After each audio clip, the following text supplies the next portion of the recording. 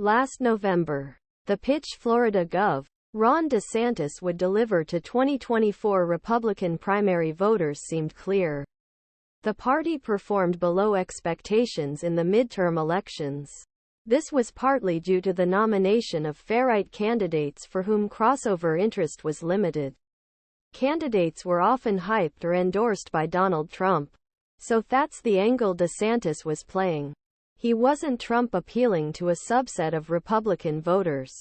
But he would also enable the party to break the losing streak it saw in 2022, 2020, 2018 and 2016. In each of these elections, Trump was the problem. Get rid of Trump and you start winning. Just like DeSantis did in his re-election bid last year. But as the months passed, a major problem emerged. DeSantis kept losing. According to an average of 538 national polls, he was nearly tied with Governor Trump at the beginning of the year. But his position continued to weaken.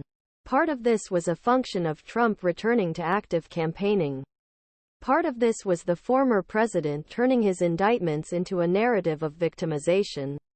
Coupled with DeSantis' flawed and incompetent campaign, a huge gap in the polls has emerged. Both nationally and in early states like Iowa, Trump gained and maintained a wide lead.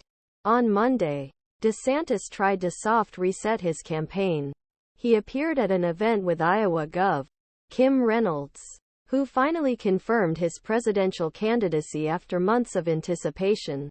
Hannity pressed DeSantis about the inconsistency of Trump's strong poll numbers despite his legal troubles.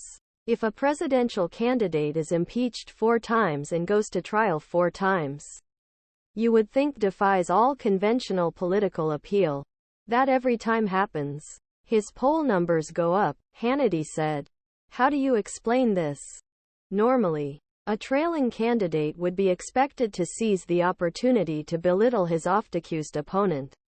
But DeSantis did not do so and instead reiterated his stance earlier this year that Trump was unfairly targeted, especially in New York. I think he's gained a lot of sympathy, especially as a result of this.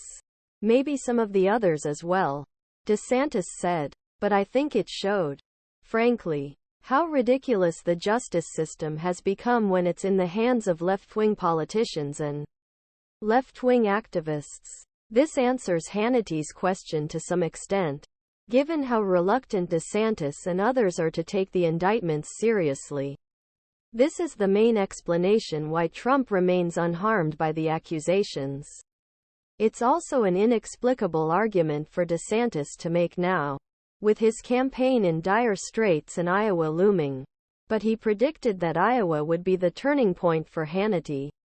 I think there's a lot more fluidity than some national media wants to do. I think majority of Iowans will probably make a final decision by the time we get to beginning of January. Perhaps a third of voters in 2016 had made up their minds before last month. And the majority supported Trump. Before Trum.